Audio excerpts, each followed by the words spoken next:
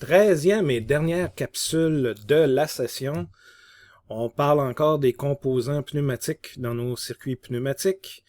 On avait commencé à la capsule 12 et là, c'est la partie 2. On va terminer ça. Donc, première chose qu'on voit dans le circuit, c'est ce qu'on appelle un distributeur.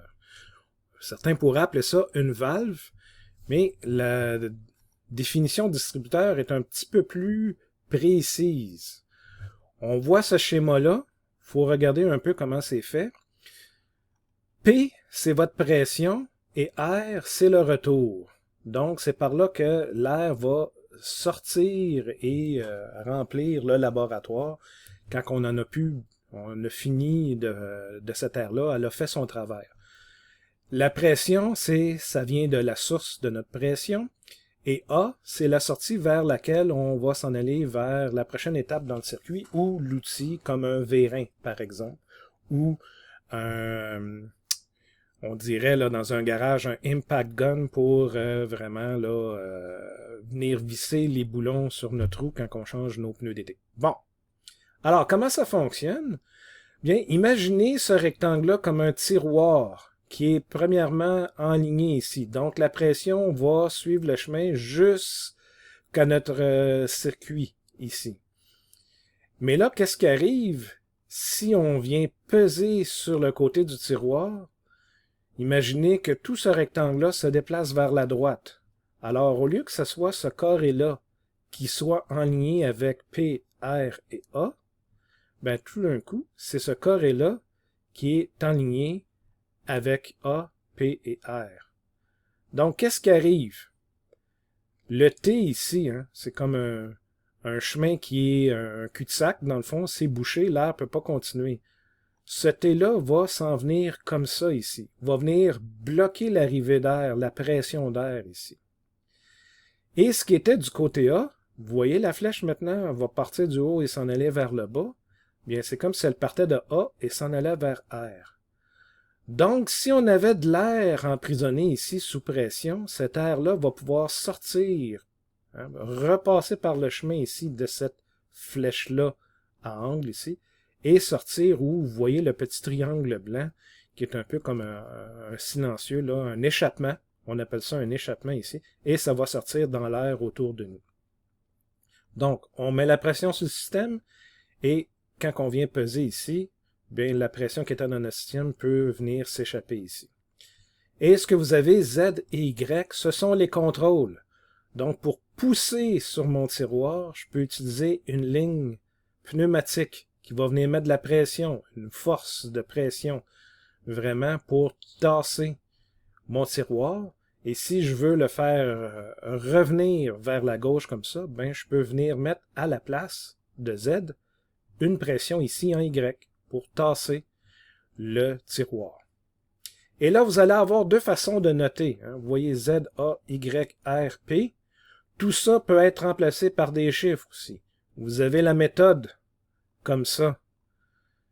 P, A, B, C, R, S, T. A, B, C, ce sont des ouvertures qui vont aller vers mon circuit. Je peux avoir des distributeurs avec plusieurs ouvertures. R, S, T, ce sont tous des échappements. Je peux avoir plusieurs échappements dans un distributeur. Z, Y, X, ce sont les contrôles. Donc Z et Y, je pourrais avoir d'autres contrôles aussi, mais en général, je vais avoir Z ou Y, ou seulement un Z d'un côté et un ressort de l'autre côté. Un ressort qui le garde toujours dans cette position-là.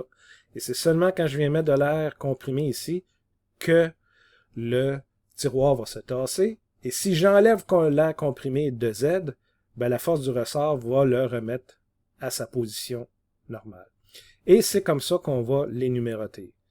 Le P devient le 1, les sorties deviennent les chiffres pairs, ce qui s'en va vers mon circuit deviennent des chiffres pairs, les échappements vont avoir des chiffres impairs, et Z, Y, X vont avoir un chiffre double ici.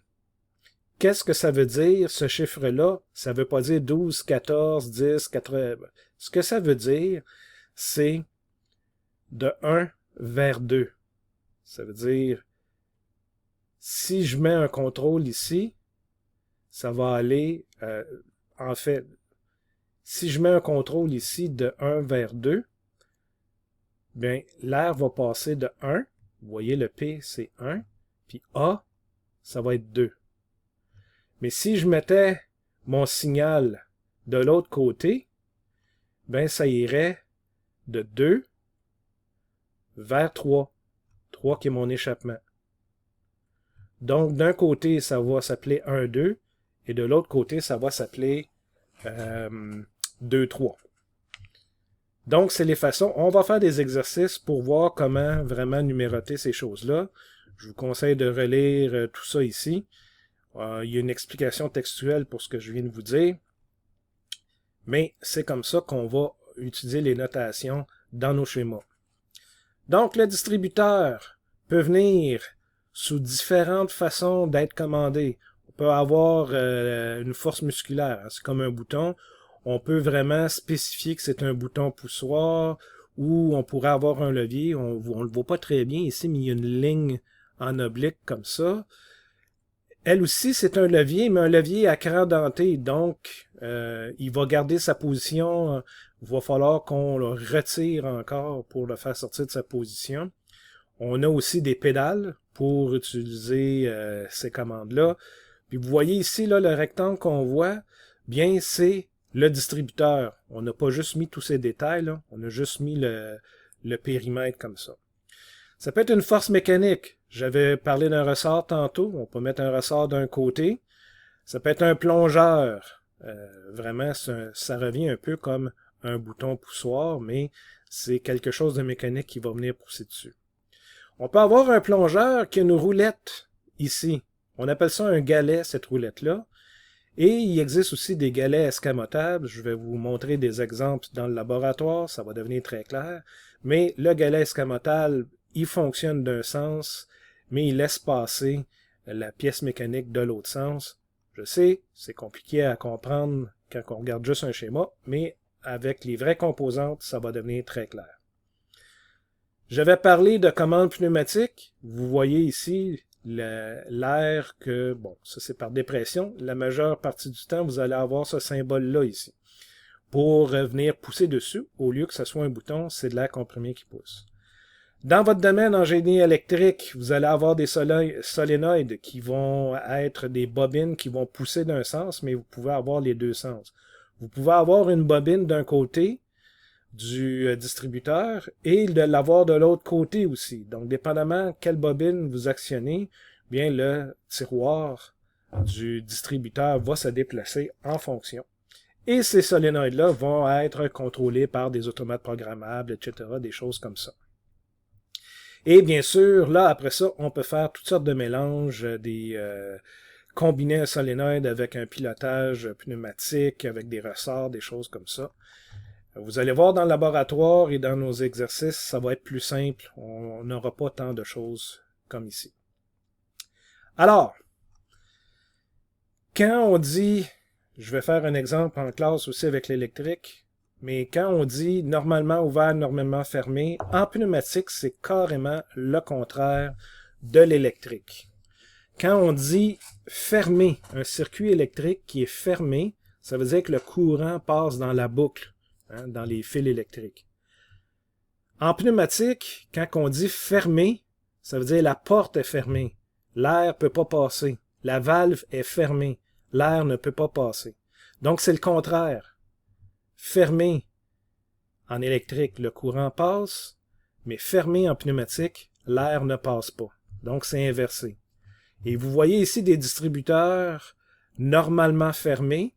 Vous avez les ressorts ici qui le maintiennent dans une certaine position. Quand je viens peser, ça vient enligner la flèche ici, et là, l'air peut passer. Mais si j'arrête de peser, le ressort remet le tiroir dans sa position, et là, comme vous voyez, c'est bloqué.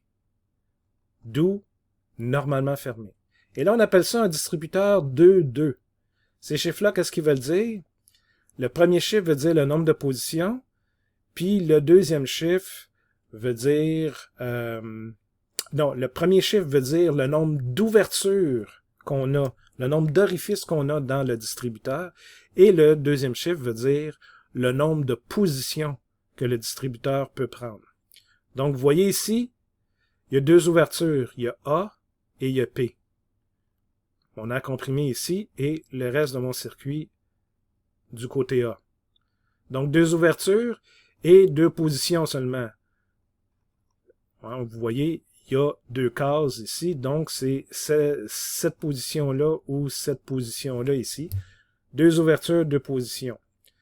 Même exemple ici, mais configuration différente, c'est normalement ouvert. Donc, tant qu'on ne pèse pas sur le bouton, la pression est activée. Si on pèse sur le bouton, ben le chemin est bloqué et ça devient fermé. Mais normalement, mon distributeur 2.2 ici est ouvert. On a des distributeurs 3.2 aussi. Trois orifices de position. De position. Vous voyez, il y a deux parties, deux carrés dans mon distributeur. Donc, deux positions. Mais vous avez trois ouvertures. La première, c'est l'arrivée de la pression. Le A qui s'en va vers mon circuit. Et vous avez l'échappement ici. Donc, quand je l'active, bien, vous voyez que le circuit va se vider par mon échappement comme ça, ici, à la sortie de mon distributeur. Et encore une fois, on a normalement ouvert ou normalement fermé ici. OK. Alors, il existe d'autres distributeurs, des distributeurs 4.2, comme vous voyez. Ici, on peut croiser les effluves, comme diraient les Ghostbusters. On peut avoir l'air qui va circuler de façon parallèle. Donc, ma pression d'air peut rentrer dans mon circuit, faire quelque chose et revenir ici. Mais quand j'active cette partie-là, ben mon air comprimé va circuler dans le circuit en sens inverse et ressortir ici. Alors, ça, on appelle ça un distributeur 4.2, deux positions, et 4 orifices. 1, 2, 3, 4. Les distributeurs 4.3, vous voyez le 3 a changé? Il y a trois positions. La position du milieu, celle de gauche, celle de droite. Donc, on peut l'activer d'un sens ou de l'autre. Généralement, la position du milieu, c'est là où les choses sont fermées. Et il y a 4 orifices. 1, 2, 3, 4. Même chose ici. 1, 2, 3, 4. C'est à ces endroits-là qu'on peut venir brancher une conduite sur notre distributeur. Et là, bien sûr, il peut y avoir des configurations différentes à l'intérieur. Vous voyez ici, tout est bloqué, tandis qu'ici, ça rejoint tout le circuit pneumatique à mon muffler ici, ma sortie, bon, je vais le trouver en français, mon échappement. L'échappement ici où l'air va pouvoir s'échapper. Et bien sûr, ce qu'on va avoir beaucoup dans notre laboratoire, ce sont des distributeurs 5.2. Deux positions, mais là, il y a 5 orifices. Vous en avez 2 du côté du circuit et vous en avez 3 du côté de l'entrée et sortie. Donc, ici, c'est là qu'on va brancher notre pression et de part et d'autre, on a des échappements ici. Donc, on peut vraiment, comme vous voyez, ça fait le même effet là, que d'inverser le sens de l'air dans mon circuit. Et quand on met la pression sur un sens, ben le sens suivant, lui, il est mis directement à l'échappement. Vous allez voir, ça va servir beaucoup. Et finalement, on a 5, 3. Là, on peut les compter ici. 1, 2, 3, 4, 5, dépendamment comment on va actionner notre distributeur, ben on va alimenter le A ou le B d'une façon ou d'une autre. Donc, ça, c'est les distributeurs. C'est tout ça qui va contrôler la séquence des mouvements, activer nos vérins, etc. Et ça peut être, je reviens un peu, ça peut être autant des choses avec des contrôles pneumatiques que des boutons poussoirs, des pédales, des leviers, des choses comme ça. Donc, ensuite, on veut limiter le débit. Ce débit-là, si le débit est plus faible, ben c'est très pratique quand on veut faire entrer ou sortir un vérin. Ben, si on limite le débit, ça va prendre plus de temps pour remplir la cavité à l'intérieur du vérin. Donc, le vérin va sortir moins vite ou rentrer moins vite si on diminue son écoulement. Si on l'augmente, ben ça va pouvoir entrer et sortir plus vite. Puis là, à l'aide d'un chronomètre, on va être capable d'ajuster ça. Voici le symbole d'un limiteur de débit. Mais il y a plusieurs choses là-dedans. Normalement, vous n'aurez pas les deux flèches, ici cette double flèche-là et cette flèche-là. Vous allez juste avoir comme cet étranglement-là. Et ça, c'est ce qu'on dirait un limiteur de débit qui n'est pas ajustable. Donc, ça donne toujours la même chose. C'est pas pratique. Quand on vient mettre la flèche oblique comme ça, on vient d'indiquer que le limiteur de débit est ajustable. Vous pouvez ouvrir le robinet ou fermer le robinet si vous voulez. Et bien sûr, ça fonctionne dans les deux sens. Mais, ce qui est vraiment pratique, c'est quand on a un limiteur de débit qui est muni d'un clapet ici, hein, d'un clapet anti-retour. Donc, imaginez, si je suis le sens de la flèche ici, hein, que mon air part de ce côté-là, s'en vient ici, l'air, pareil comme l'électricité, va chercher toujours le chemin le plus facile. Si je prends la boucle ici, ben j'ai la bille qui vient bloquer l'orifice. Donc le chemin est bloqué. La seule façon de passer, c'est à travers l'étrangleur, comme ça, l'étranglement. L'étrangleur, comme l'étrangleur de Boston, mais c'est l'étranglement ici, que je peux ajuster. Et là, je vais contrôler à quel débit l'air va pouvoir circuler.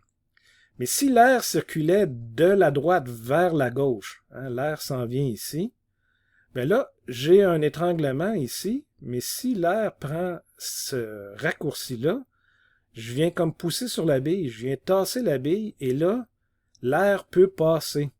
C'est un clapet anti-retour, mais là, je suis dans le sens du clapet. Donc, l'air peut circuler librement et contourner mon étranglement. Donc, l'air va prendre le chemin le plus facile. Mon débit ne sera pas limité, donc je vais pouvoir sortir à pleine vitesse. Donc, c'est ça qu'on a souvent en industrie aussi. Ce sont des limiteurs de débit munis de clapets anti-retour pour pouvoir contrôler le débit d'air d'un sens, mais de le laisser librement aller de l'autre sens. Et là, c'est important, comment on peut s'en servir avec des vérins, comme un vérin à simple effet. Je dis simple effet parce qu'il y a un ressort ici. Jamais on va mettre de la pression du côté du ressort. Vous voyez même, j'ai un échappement. Donc, je fais juste, ou bien je mets de la pression, ou bien je ne la mets pas. Imaginez si je rentre de l'air sous pression ici, je ne peux pas passer par là, parce que j'ai une bille qui bloque. Donc, je suis obligé de passer par là, ça va limiter la vitesse de mon vérin pour sortir. Mais de la minute que je vais enlever la pression, le vérin va revenir à sa place aussi vite qu'il peut, parce que l'air qui est emprisonné ici va se sauver par ici, où là, il n'y a pas d'étranglement. Et là, c'est la pleine vitesse du ressort qui va faire fermer le vérin. Si j'ai ça ici, qu'est-ce qui arrive? Ben, si mon air passe de ce côté-là, vous voyez, le clapet est de l'autre sens. Ben, ce qui arrive, c'est que, vu que j'ai un étranglement, c'est plus facile de passer par là. Donc, le vérin va sortir à la pleine vitesse que je peux avoir avec mon débit actuel.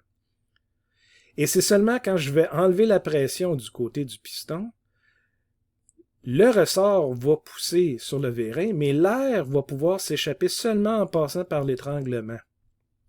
Alors là, il va revenir à une vitesse que moi je vais avoir ajustée. Vous voyez comment c'est fait? La différence entre les deux? Faut pas se tromper de sens quand on branche un clapet anti-retour. C'est ce qu'on appelle la façon meter in puis la méthode meter out. On peut même aussi régler les deux vitesses. On a juste à les mettre en série ici pour contrôler la sortie et aussi quand il revient de lui-même, à quelle vitesse je vais pouvoir sortir. J'ai deux contrôles, donc je peux même avoir des vitesses différentes pour la sortie et l'entrée. Qu'est-ce qui arrive avec un vérin à double effet? On peut faire la même chose, sauf que là, sur l'échappement, je vais mettre ma valve, je vais mettre mon étranglement avec clapet anti-retour. Donc ici, avec meter out, la méthode meter out, je mets de la pression, je passe par la bille parce que ici, je suis capable de la pousser, donc il n'y a pas de restriction. Je vais pouvoir sortir à la pleine vitesse, sauf que l'air qui est emprisonné ici, quand je vais vouloir déplacer mon piston, va falloir qu'elle sorte. Elle va sortir par où? Elle va sortir par ici. Elle ne peut pas passer par la bille parce que c'est bloqué dans le coin comme ça. Elle est obligée de sortir par l'étranglement. Donc, ma vitesse de sortie du vérin, ben, elle est ajustée avec la sortie, le out de mon air comprimé. Si j'inverse mes deux composantes, ben, c'est le meter in. C'est quand je viens rentrer de l'air ici que là, bien, c'est la vitesse de sortie qui va être limitée ici par l'entrée d'air ici. Laquelle est la meilleure? C'est la meter out. La meter in, imaginez, là, vous rentrez de l'air lentement, pas vite, il y a une pression qui se bâtit, et là, soudainement, le piston avance. Mais en avançant, le volume augmente, la pression diminue. Donc, il arrête là, jusqu'à temps que je rajoute de l'air, puis que la pression remonte. Donc, la pression est assez forte. À un moment donné, le piston va recommencer à avancer, mais à un moment donné, il va arrêter encore. Donc, il va être saccadé. Le mouvement du vérin va être saccadé. Donc, on essaie d'éviter l'approche meter in. On essaie vraiment l'approche meter out, où là, ça va être beaucoup plus doux, la sortie du vérin. Des fois, on n'aura pas le choix, on va être obligé, mais si on a le choix, c'est toujours mieux d'utiliser meter out. On peut avoir des échappements rapides. Si je mets la pression de ce côté-là, je tasse la bille vient boucher le trou de l'échappement et s'en va vers mon circuit. Et quand je coupe la pression, bien, toute la pression qui est emprisonnée ici, vous voyez là, il y a une petite prise de pression au point A qui va venir pousser sur ma bille. Donc la bille qui était ici, je la pousse de l'autre côté pour bloquer ce trou-là. Et là, l'air va pouvoir sortir par l'échappement. Donc, si je mets cette composante-là proche du vérin, l'air qui va s'échapper, elle n'a pas elle n'a pas un long chemin à faire pour sortir dans le laboratoire. Elle n'a pas besoin de repasser à travers tout le système et ressortir au distributeur initial plus loin dans le circuit. Donc, c'est vraiment un échappement rapide qu'on a ici sur dans notre circuit. Et là, je ne veux pas passer trop de temps, mais on parle d'électropneumatique souvent. Et c'est ce qu'on va rencontrer dans l'industrie aujourd'hui. On va contrôler des choses pneumatiques en se servant de l'électrique, de l'électronique, en ayant un solénoïde. Vous avez votre source d'air comprimé, mais le déplacement, l'ouverture et la fermeture de la valve ici, le déplacement du tiroir à l'intérieur du distributeur va se faire électroniquement avec les solénoïdes pour faire sortir le vérin A ou pour faire rentrer le vérin A. Vous voyez le petit plus et le moins? Le plus veut dire sortir et le moins veut dire rentrer. Donc, vous allez avoir, là ici, un schéma en échelle qui va montrer quand on pèse sur le bouton. Bon, là, il y a tous les relais qui vont s'activer. Je ne rentre pas dans ces détails-là. Vous voyez ça dans vos cours de contrôle dans votre programme, mais je voulais vous montrer comment les deux peuvent venir se marier ensemble. Et ce qu'on a ici, c'est un détecteur qui va détecter la position du vérin. Et une fois que c'est détecté, ben, on va carrément, une fois que le contact est fait ici, on va carrément envoyer la commande du solénoïde A-, c'est-à-dire ça ici. Donc, on va faire rentrer le vérin à l'intérieur ici et l'air en arrière du piston va sortir par là. Donc, la séquence A plus A-, ça veut dire le vérin A sort et arrivé au bout, le vérin A rentre. On peut avoir quelque chose de plus complexe avec deux vérins, où là, vous voyez, le schéma en échelle est déjà plus compliqué. Là, qu'est-ce qui va arriver? Ben, le vérin va commencer par, quand on va démarrer la séquence, le vérin A va sortir. Arrivé au bout, le vérin B va sortir.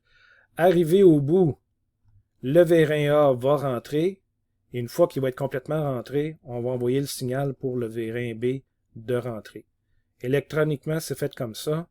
C'est un peu plus compliqué pneumatiquement, et ça, la meilleure façon de le voir, c'est dans un laboratoire qu'on va faire en classe. Ensuite, ça, ici, c'est quelque chose qui est compliqué à faire. En pneumatique, si on utilisait seulement des contrôles pneumatiques au lieu d'utiliser des bobines ici, des solénoïdes, ça serait quelque chose de très complexe qu'on montre à nos étudiants en génie mécanique, mais on ne fera pas en génie électrique. Encore une fois, vous voyez le ladder ici, beaucoup plus complexe comme ladder, mais vous pouvez même vous en servir comme exercice pour vous pratiquer, pour voir comment vous allez faire ouvrir A.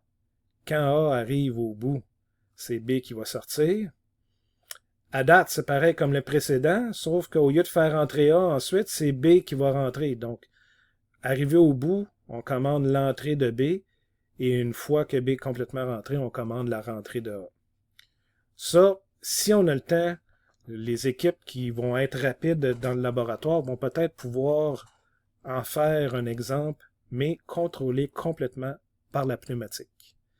Voilà, c'est ce qui couvre tout ça. Je suis passé à travers tous les composants très rapidement, même si la capsule dure 26 minutes. Mais je vous encourage à peut-être la réécouter pour essayer de comprendre qu'est-ce qui se passe. Mais ne vous inquiétez pas, on va revoir ça en classe, on va faire des laboratoires, des exemples et on va finir par comprendre comment tout ça fonctionne.